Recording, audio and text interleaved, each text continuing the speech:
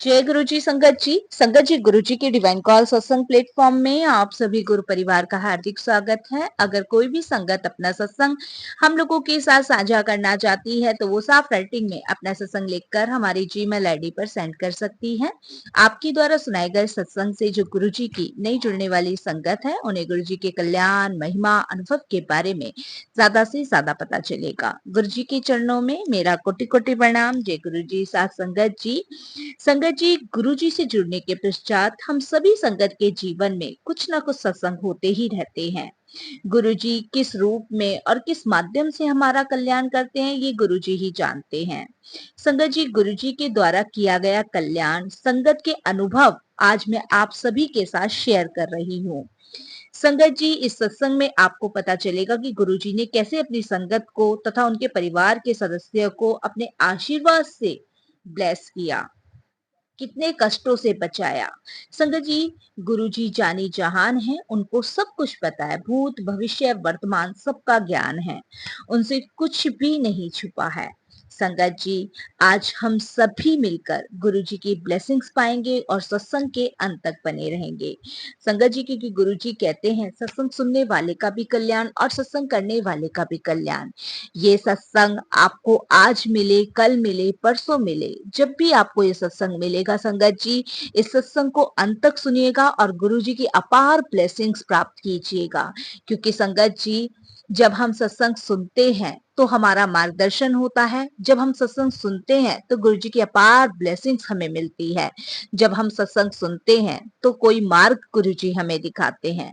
संगत जी आज का जो सत्संग मैं आप लोगों के साथ शेयर करने जा रही हूँ वो पारुल आंटी का है, इंदौर से, और मैं उन्हीं के शब्दों में आपसे सत्संग साझा करूंगी। संगत जी सत्संग शुरू करने से पहले मैं गुरु जी का मंत्र जाप करूंगी। ओम नमः शिवाय, शिव जी सदा सहाय। ओम नमः शिवाय, गुरु जी सदा सहाय। संगत जी मेरी शादी 2014 में हुई थी और संगत जी जब मेरी शादी हुई थी तो मेरे अंकल ने मुझसे झूठ बोल के, मेरी परिवार वालों से झूठ बोल के शादी की थी।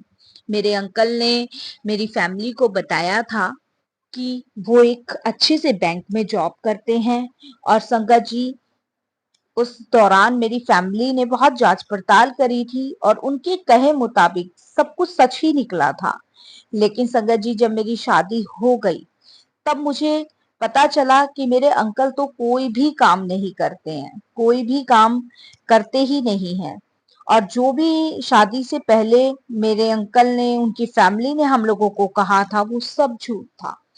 संगत जी उसके बाद मेरी फैमिली में पता चला कि मेरे अंकल कोई जॉब नहीं करते हैं, तो इस चीज को लेके संगत जी मेरे ससुराल में, मेरी फैमिली में बहुत झगड़े हुए, बहुत झगड़े हुए। उसके बाद संगत जी मेरे भाई ने, मेरी फैमिली ने, सबने यही कहा कि ये रिश्ता तोड़ देते हैं और कहीं और शादी करेंगे तेरी। लेकिन संगत जी मैं शादी नहीं तोड़ना चाहती थी। शादी इसलिए नहीं तोड़ना चाहती थी क्योंकि संगत जी शादी एक बार होती है। हो सकता है कि कहीं और मैं जाती, मेरे मेरे अंकल से और बुरा इंसान मुझे मिल सकता था। क्योंकि संगत जी मुझे शादी के कुछ दिन बाद ही पता चला कि मेरे अंकल में बहुत बुरी आदतें हैं। वो शराब पीते थे, सिगरेट पीते थे और ना जाने संगत जी क्या क्या ऐब थे उनमें। संगत जी इस चीज का मेरी फैमिली को भी पता चला, बहुत झगड़े भी हुए, कोर्ट कचहरी के चक्कर भी हमारे फैमिली ने, हम लोगों ने काटे। लेकिन संगत जी आखिरी में फैमिली वालों ने छोड़ने के लिए कहा, लेकिन संगत जी मैंने मना कर दिया। क्योंकि संगत जी मैंने शुरू से ही अपने परिवार में एक चीज सीखी है कि अगर कोई खराब चीज है उसको ठीक करने की कोशिश की जाए, ना कि उसको निकाल के फेंका जाए। मेरे अंकल में भी बुरी आदतें हैं, नौकरी नहीं करते हैं, भले ही उन्होंने झूठ बोला है, उनकी फैमिली ने झूठ बोला है, लेकिन मुझे चीजें बदलनी है और सुधारनी है। संगत जी मेरे अंकल काम नहीं करते थे और शादी के बाद खर्चे भी बढ़ गए थे। इस कारण संगत जी मेरे सास ससुर ने हमें घर से निकाल दिया। जबकि मेरे अंकल का 100 गज का घर है और मेरे अंकल सिर्फ एक भाई बहन है, बहन की शादी हो गई है और ससुर जो मेरे हैं वो प्रधान हैं। और संगत जी इस कारणवश मेरे अंकल को और मुझे मजबूरन उस घर को छोड़ना पड़ा, क्योंकि मैं काफी ज्यादा झगड़े होते थे, तो सास ससुर ने हमें घर से निकाल दिया। उसके बाद संगत जी हम किराए पे आ गए। किराए पे आने के बाद संगत जी शादी के 2 साल बाद मुझे एक छोटा सा बेटा हुआ। संगत जी अब बेटा था, बेटे के भी बहुत खर्चे थे। कुछ अंकल काम करते ही नहीं थे। संगत जी पूरे दिन घर पे पड़े रहना। और संगत जी पहले महीने का तो किराया जैसे तैसे मैंने कर दिया था, लेकिन संगत जी उसके बाद मकान किराए का था, किराया बढ़ता रहता था। और संगत जी मकान मालिक भी बार बार हमें मकान खाली करने के लिए कह रहा था। और मैं अपने अंकल को इस चीज के लिए बार बार फोर्स कर रही थी कि कहीं तो कुछ तो नौकरी करो, अब बच्चा भी छोटा है, किराया भी देना है, कहीं कुछ तो काम करो। लेकिन संगत जी मेरे अंकल का एक ही जवाब होता था कि मैं ज्यादा पढ़ा लिखा नहीं हूँ और मैं नौकरी कहाँ करूँ। इस चीज को लेके मेरे अंकल के और मेरे बीच झगड़े भी बहुत होते थे संगत जी, यहाँ तक कि मार पिटाई भी होती थी। मेरे अंकल को मैं कहती थी, फिर आपने मुझे झूठ क्यों बोला, मेरी फैमिली से झूठ क्यों बोला, क्योंकि संगत जी हमारी लव मैरिज थी, मैं आपको बता दूं। और फेसबुक के माध्यम से हम लोग एक दूसरे से कनेक्ट हुए थे। संगत जी जैसे जैसे फेसबुक पे मुझे मेरे अंकल बताते रहे, मैं सारी चीजों को सच मानती रही। उसके बाद संगत जी मैंने अपनी फैमिली से मिलाया, मेरी फैमिली को इनका बैकग्राउंड पसंद आया। मेरे भाई ने थोड़ी सी जांच पड़ताल करी, मेरा भाई ने मुझे आके मेरी फैमिली में आके कहा सब ओके ओके कर दो शादी। लेकिन संगत जी ये हमें पता नहीं था कि ये सब झूठ बोला जा रहा है। बस मैं आज एक इस प्लेटफॉर्म के माध्यम से एक संदेश जरूर दूंगी कि कभी भी सोशल मीडिया के जरिए कोई भी लड़का कोई भी लड़की इतनी जल्दबाजी में शादी के फैसले ना ले जो मैंने लिए। ये मैं इस प्लेटफॉर्म के जरिए एक संदेश सभी को देना चाहूंगी, क्योंकि जैसी जिंदगी मैंने जी है वैसी संगत जी मैं नहीं चाहती कोई और लड़की भी जिए। संगत जी उसके बाद मैं अपने अंकल को रोज कहती थी कहीं जॉब कर लो। मेरे अंकल कहते थे कि मैं कहाँ जॉब करूं, मुझे कुछ समझ नहीं आ रहा, मुझे नौकरी देगा कौन। संगत जी कब मेरे अंकल कभी किसी से उधार ले आते थे, कभी किसी से उधार ले आते थे। ऐसे करते करते संगत जी समय कटता रहा। संगत जी लेकिन कब तक कटेगा, पैसों की जरूरत तो रोज की ही होती है। कुछ नहीं संगत जी मरे से मरे 100-150 रुपए तो डेली के ही खर्चा है। संगत जी उसके बाद मैंने अपने अंकल को कहा कि आप किसी अपने दोस्त से बात करके देखो या किसी जान पहचान वाले से बात करके देखो कि आपको कहीं कोई नौकरी दे दे या कहीं लगा दे। तब मेरे अंकल मेरे बहुत कहने के बाद अपने एक दोस्त के पास जाते हैं और संगत जी वो मेरे अंकल को शेयर मार्केट में पैसा लगाने के लिए कहते हैं।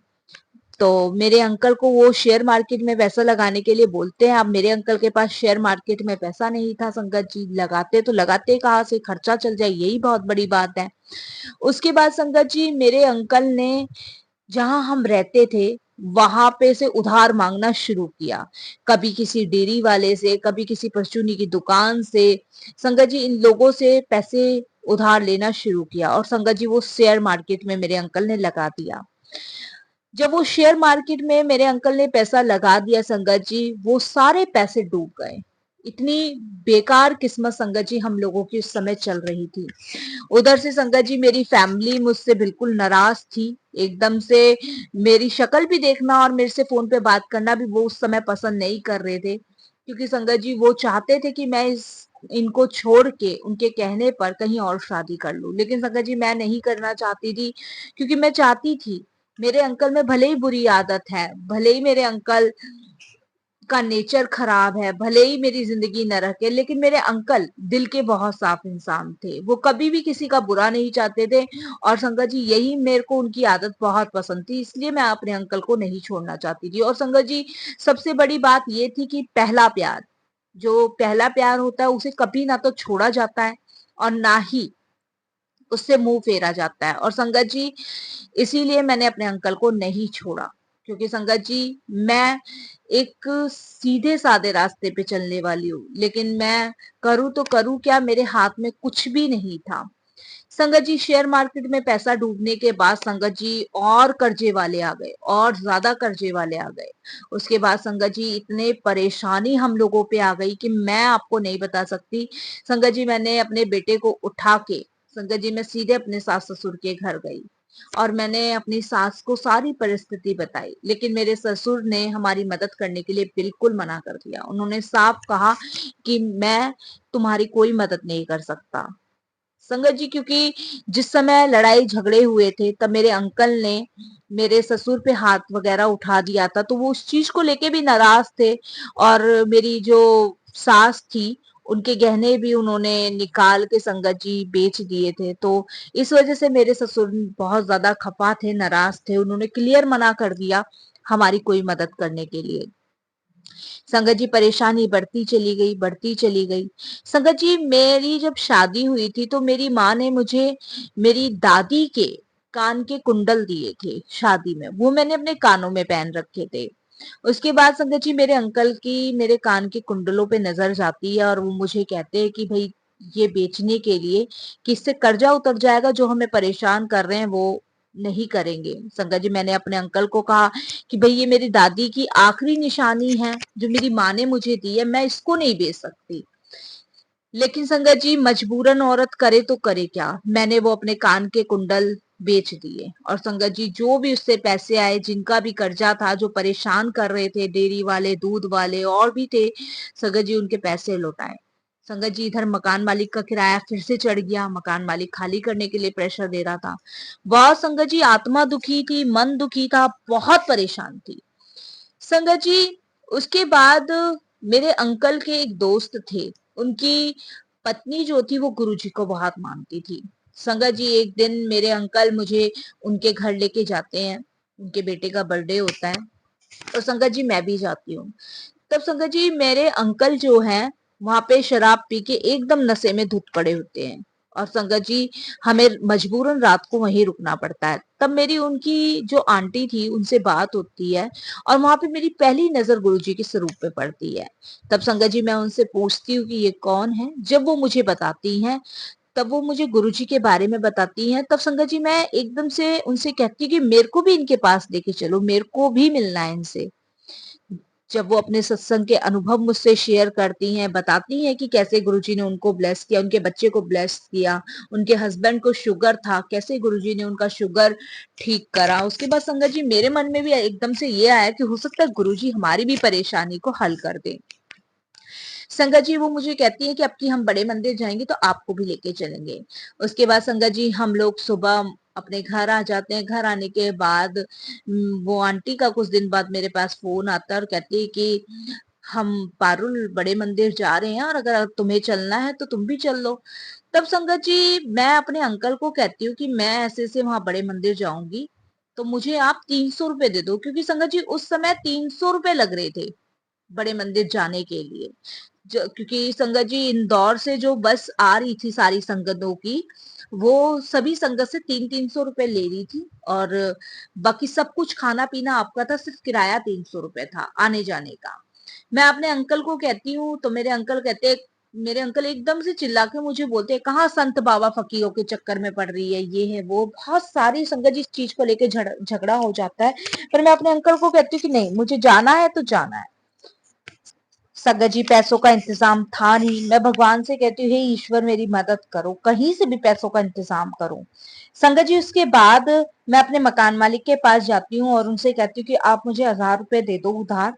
तो वो मुझसे कहते हैं कि मेरे पास 1000 रुपए तो नहीं है, लेकिन हाँ 700 रुपए के आसपास वो मुझे उधार देते थे। बड़ी मैं उनसे संगत जी रिक्वेस्ट करती हूँ।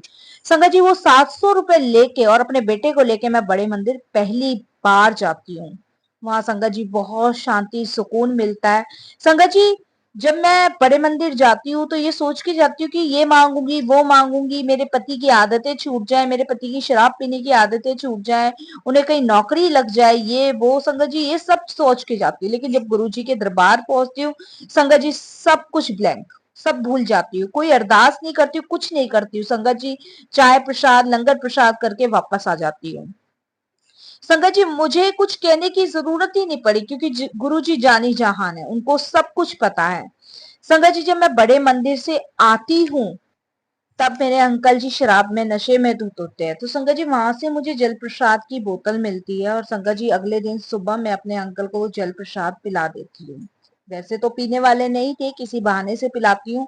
और संगत जी, आप यकीन नहीं मानोगे, वो जल प्रसाद वो इसका इतना चमत्कार था उस जल प्रसाद में संगत जी। वो जल प्रसाद जब मेरे अंकल ने पिया तो संगत जी उन्हें ढह उल्टी। मेरे को लगा मेरे अंकल की शायद तबीयत खराब है। और संगत जी सबसे बड़ी बात, मेरे अंकल शराब जो पीते थे वो डेली का काम था, लेकिन संगत जी उस रात मेरे अंकल ने शराब नहीं पी। ये सबसे बड़ा मैजिकल था। और संगत जी उसके बाद उन्होंने मुझे खुद कहा कि पता नहीं पारुल, मेरा शराब को हाथ लगाने का ही मन नहीं करता है। मेरे पास अभी तक संगत जी गुरुजी का स्वरूप नहीं था, मैंने कुछ मांगा नहीं था, लेकिन उन्होंने मुझे खुद कहा कि पता नहीं पारुल, मेरा शराब को हाथ लगाने का मन नहीं करता है, पता नहीं क्यों नफरत सी हो गई है मुझे। संगत जी उसके बाद मैंने उन आंटी को फोन किया और उनसे कहा कि को गुरुजी का स्वरूप चाहिए, अगर आपके पास है तो। तब संगत जी वो मुझे कहती कि मेरे पास गुरुजी का स्वरूप है। तब संगत जी वो मुझे स्वरूप देती हैं और मैं उस स्वरूप को अपने घर लाती हूँ। आप मानोगे नहीं संगत जी, उस स्वरूप को लाने के बाद जो जिंदगी, जो माहौल मेरे घर का बदला संगत जी, मैं आपको नहीं बता सकती। संगत जी मेरे अंकल की शराब की आदतें छूटी धीरे धीरे। समय लगा, बहुत समय लगा, लेकिन संगत जी मेरे घर का माहौल ठीक होने लग गया। संगत जी मेरे अंकल को डेयरी की ही दुकान में संगत जी नौकरी मिली। वहां मेरे अंकल पहले तो संगत जी दूध को सप्लाई करते थे घर घर जाके। फिर संगत जी उसके बाद उन्होंने डेयरी में ही मेरे अंकल को रखा।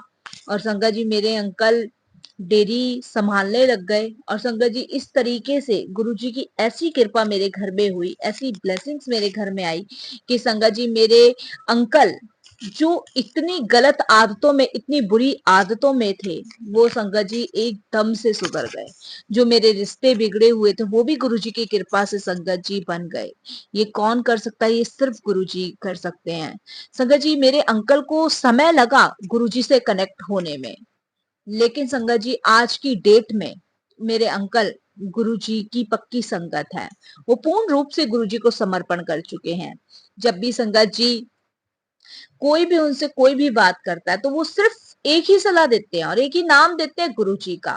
संगत जी आज मेरा बेटा भी स्कूल जाता है सिर्फ गुरुजी की कृपा से। संगत जी जो हम किराया नहीं दे पाते थे, संगत जी हमने रेगुलर किराया दिया, कर्जों वालों का कर्जा चुकाया। और संगत जी जो हमारे बिगड़े हुए रिश्ते थे वो भी गुरुजी की कृपा से ठीक हुए। और संगत जी आज हम सब फिर से एक हो गए गुरुजी महाराज की कृपा से। संगत जी किन शब्दों में गुरुजी का शुक्राना करूं समझ नहीं आता है। संगत जी वो घड़ी बहुत मेरे लिए भाग्यशाली रही है जब मुझे पुष्पा आंटी ने पहली बार गुरुजी से जुड़वाया। संगत जी इंदौर से हम रोज तो गुरुजी के दर्शन के लिए नहीं आ पाते, लेकिन हाँ ये है कि महीने में 2 चक्कर गुरुजी के दरबार मेरे लगते हैं। गुरुजी ने मुझे डुगरी मंदिर जाने का भी सौभाग्य प्रदान किया। और संगत जी आज मेरी पूरी फैमिली गुरुजी से कनेक्ट है, मेरा बच्चा भी गुरुजी से कनेक्ट है। संगत जी मुझे नहीं पता था कि गुरुजी का स्वरूप नहीं मेरे घर आ रहा है, साक्षात गुरुजी महाराज मेरे घर आ रहे हैं। संगत जी अपने दरबार बुलाने के लिए गुरुजी का अनंतम शुक्राना, अपनी संगत बनाने के लिए गुरुजी का अनंतम शुक्राना। बहुत सारे सत्संग है संगत जी, सत्संग बड़ा हो जाएगा, इसलिए संगत जी मैंने जितना मेरे से गुरुजी ने बुलवाया उतना ही मैंने सत्संग बोला। और सत्संग बोलने में मेरे से कोई भी गलती हो जाए, कोई भी भूल हो जाए, क्षमा कीजिएगा संगत जी और गुरु जी। बस मैं गुरु जी से यही प्रार्थना करूंगी कि गुरु जी अपने चरण कमलों से हमेशा लगाए रखना, हमेशा। मेरी सिर्फ संगत जी एक ही गलती हुई थी जीवन में कि मैंने अपने पेरेंट्स से अगेंस्ट जाके शादी करी।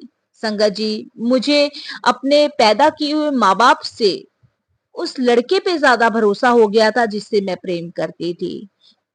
जभी तो संगत जी कहते हैं कि जीवन में अपने माँ बाप का कहना कभी नहीं टालना चाहिए, क्योंकि वो आपका सही मार्गदर्शन करते हैं। उसी प्रकार संगत जी हमें गुरु जी की किसी चीज पे तर्क वितर्क नहीं करना चाहिए, क्योंकि वो तो परम पिता परमेश्वर है। वो तो आपका कभी बुरा होने ही नहीं दे सकते, आपको रास्ते से भटकने ही नहीं दे सकते। हम बच्चे ही हैं जो अपने रास्तों से भटक जाते हैं, लेकिन संगत जी, भटके हुए बच्चों को भी सही मार्ग दिखाने के लिए मेरे गुरुजी ने हमारा हाथ पकड़ा। शुक्राना मेरे गुरुजी का, अनंतम शुक्राना। संगत जी, मैं वाणी को यही विराम देती हूँ। कोई गलती हो जाए, भूल हो जाए, क्षमा कीजिएगा। बस गुरुजी से यही प्रार्थना है कि गुरुजी, जैसे मुझे भटके हुए को आपने रास्ता दिखाया, ऐसी बहुत सारे बच्चों को रास्ता दिखाना। जय गुरु।